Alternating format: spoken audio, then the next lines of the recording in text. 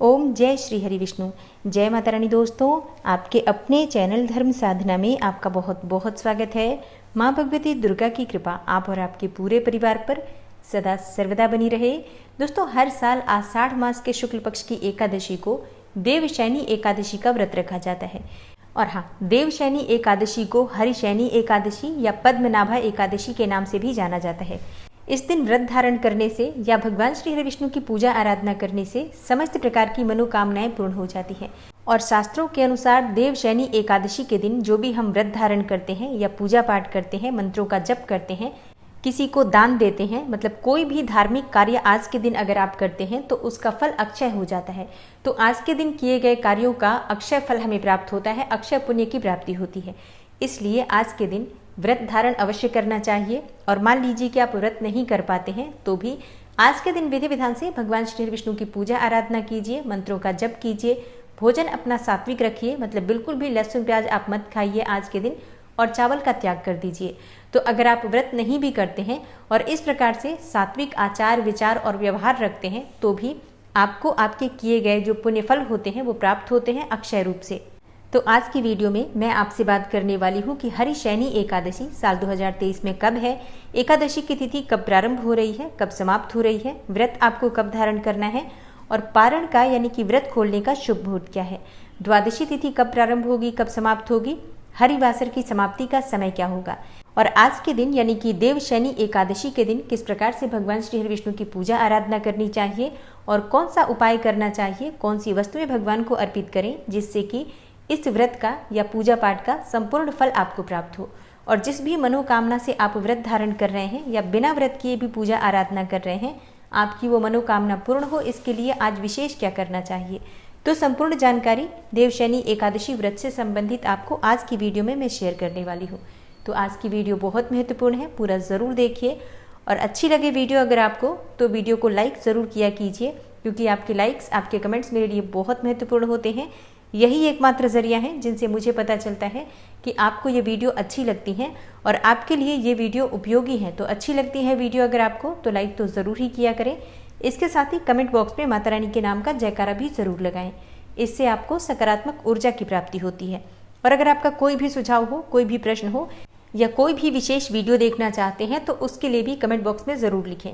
और चैनल पर पहली बार आए हैं, अगर अभी तक आपने चैनल को सब्सक्राइब नहीं किया है तो आज की वीडियो अगर आपको अच्छी लगे तो चैनल को सब्सक्राइब करके बेल आइकन को ज़रूर प्रेस कर लीजिए। इससे ये होगा कि इस चैनल पर जो भी नई वीडियो अपलोड होंगी उनकी नोटिफिकेशन आपको सही समय पर प्राप्त होगी। बात करें एकादशी व्रत के बारे में तो सबसे पहले शुभ मुहूर्त जानते हैं।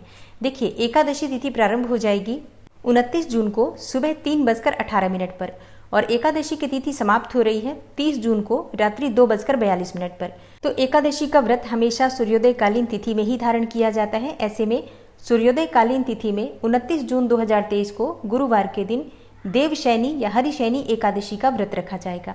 और हाँ, अगर आप एकादशी का व्रत धारण करते हैं तो दशमी तिथि के नियम का पालन 28 जून 2023 बुधवार को करेंगे।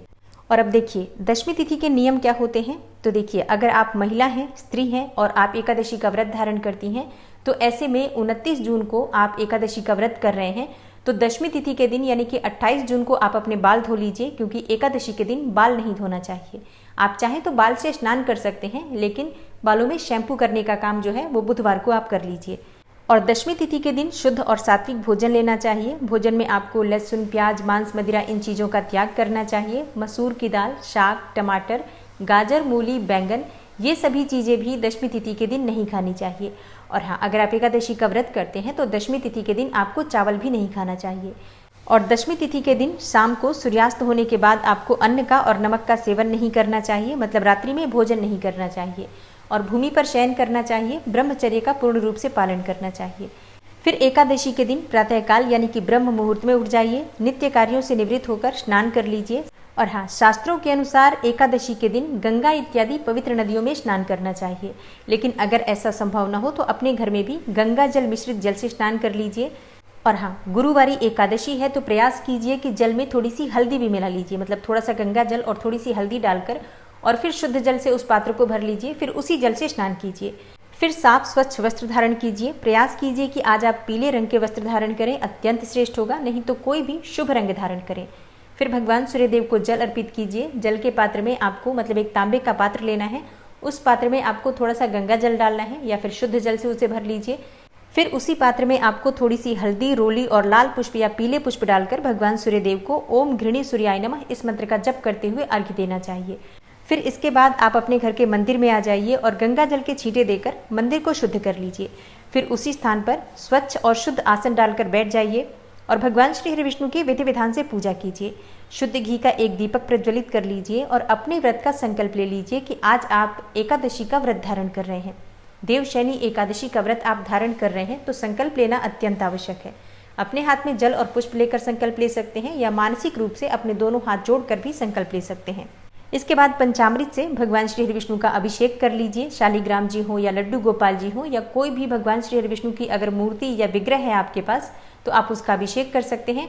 विग्रह ना हो, फोटो की पूजा कर रहे हैं तो जल के छींटे देकर उस पर भी स्नान का भाव आप कर सकते हैं।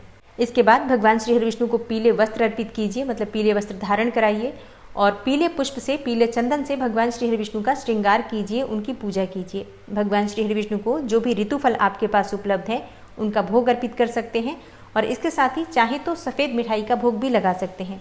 और हाँ, जो भी आप भोग अर्पित करते हैं भगवान को उसमें तुलसी का पत्ता अवश्य होना चाहिए, इस बात का ध्यान रखें। तो तुलसी के पत्ते आज आप तोड़ नहीं सकते हैं क्योंकि आज एकादशी है, तो एक दिन पहले ही आपको तुलसी के पत्ते तोड़ने हैं। तो दशमी तिथि के दिन आप तुलसी के पत्ते तोड़कर रख लीजिए ताकि अगले दिन यानी कि एकादशी के दिन आप पूजा में उनका प्रयोग कर सकें। तो एकादशी के दिन तुलसी के पत्ते नहीं तोड़ सकते हैं और तुलसी में जल भी नहीं अर्पित कर सकते हैं, लेकिन तुलसी में दीपदान आज के दिन अवश्य करना है, इस बात का ध्यान रखिए। सुबह और शाम दोनों समय आप दीपदान कर सकते हैं, मतलब सुबह अगर आप ब्रह्म मुहूर्त में उठकर भगवान श्री विष्णु की पूजा आराधना करते हैं तो उसी समय भगवान की पूजा करने के बाद आप तुलसी को भी दीपदान कर सकते हैं और शाम को तो दीपदान करना आवश्यक है ही। तो विधि विधान से सुबह की पूजा आप पूर्ण कर लीजिए, भगवान श्री विष्णु की आरती कर लीजिए। फिर दिन भर आपको व्रत धारण करना होता है। अब व्रत में आप चाहे तो फलाहार कर सकते हैं, वैसे बहुत से भक्त हैं जो कि निर्जल भी ये व्रत धारण करते हैं, लेकिन देखिए आपकी शारीरिक क्षमता के अनुसार ही आपको व्रत धारण करना चाहिए। अगर आप निर्जल व्रत नहीं कर पाते हैं तो ऐसे में फलाहार के द्वारा भी आप व्रत धारण कर सकते हैं। फलों में आप कोई सा भी फल खा सकते हैं, दूध पी सकते हैं, जूस पी सकते हैं, फलों का रस ले सकते हैं, मतलब फलाहार और जलाहार के द्वारा आप एकादशी का व्रत धारण कर सकते हैं।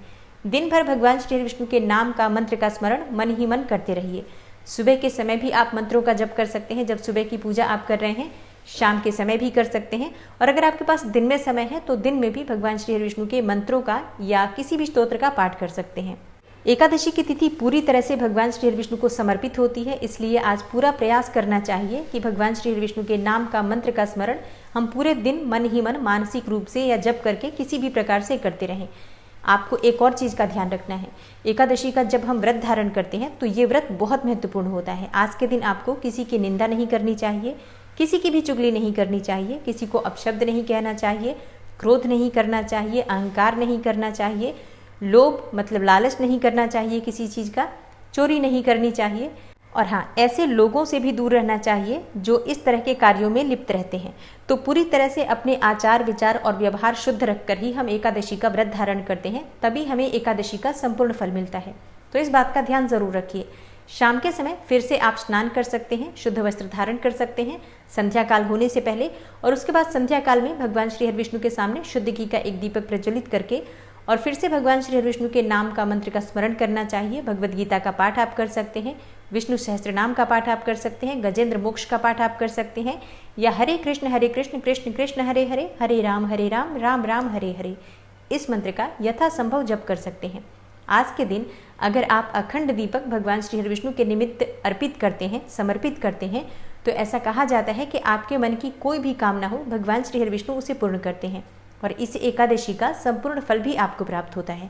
तो आप चाहें तो सुबह से लेकर और अगले दिन सुबह तक के लिए, मतलब पूरे 24 घंटे के लिए भी अखंड दीपक प्रज्वलित कर सकते हैं या फिर सिर्फ रात्रि में, मतलब पूरी रात्रि जलता रहे दीपक, ऐसा दीपक भी प्रज्वलित कर सकते हैं। तो अपनी इच्छा के अनुसार 24 घंटे के लिए या 12 घंटे के लिए अखंड दीपक आप प्रज्वलित कर सकते हैं। और हाँ, अब जैसे कि कई भक्तों के प्रश्न आते हैं कि क्या अखंड दीपक प्रज्वलित करना आवश्यक है? नहीं, देखिए अखंड दीपक प्रज्वलित करना आवश्यक नहीं है, आप चाहें तो कर सकते हैं। अखंड दीपक प्रज्वलित करने से एकादशी व्रत में बहुत अधिक पुण्यफल की प्राप्ति होती है। तो अगर आप अखंड दीपक का ध्यान रख पाते हैं तब ऐसे में आप चाहें तो अखंड दीपक प्रज्वलित कर सकते हैं।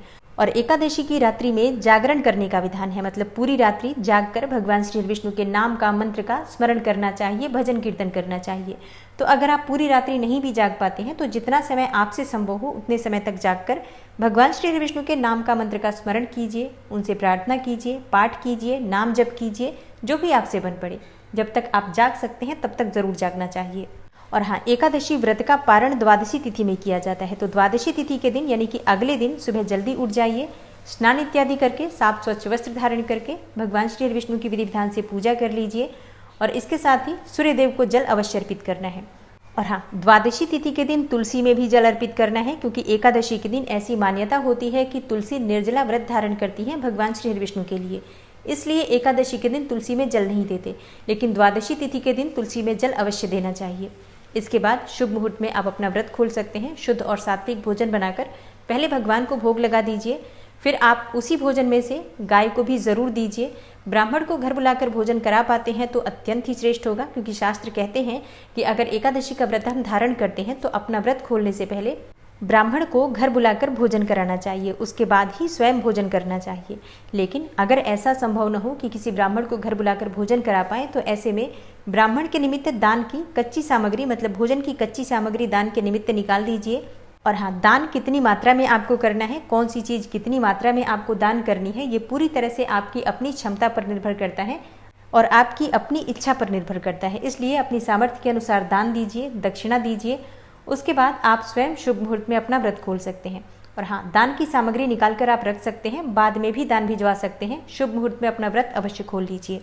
तो अब जानते हैं कि द्वादशी तिथि कब प्रारंभ हो रही है, कब समाप्त हो रही है और व्रत आपको कब खोलना है। देखिए, द्वादशी तिथि प्रारंभ हो जाएगी 30 जून को रात्रि में 2:42 पर और द्वादशी तिथि समाप्त हो रही है 1 जुलाई को रात्रि में 1:17 पर।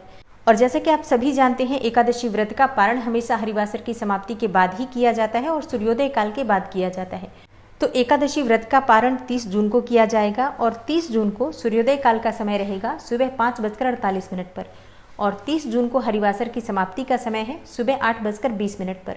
तो सुबह 8:30 से 10:30 तक आप अपना व्रत खोल सकते हैं, व्रत का पारण कर सकते हैं। और हाँ, देवशयनी एकादशी के दिन से ही चातुर्मास का प्रारंभ हो जाता है। तो चातुर्मास का व्रत बहुत से भक्त धारण करते हैं और चातुर्मास का व्रत किस प्रकार से करना चाहिए, व्रत के क्या नियम होते हैं, कब आपको भोजन करना चाहिए, किन चीज़ों का भोजन करना चाहिए और किन चीज़ों का त्याग करना चाहिए, इन 4 महीनों में आप किन किन नियमों का पालन कर सकते हैं और कौन से ऐसे कार्य आप करें जिससे कि भगवान श्री विष्णु की कृपा आपको प्राप्त हो, इसके लिए आने वाली वीडियो आप ज़रूर देखिए। और हाँ, चातुर्मास व्रत से संबंधित अगर आपका कोई भी प्रश्न हो तो कमेंट बॉक्स में ज़रूर लिख दीजिए। मिलती हूँ मैं आपसे अगली वीडियो में, तब तक के लिए नमस्कार।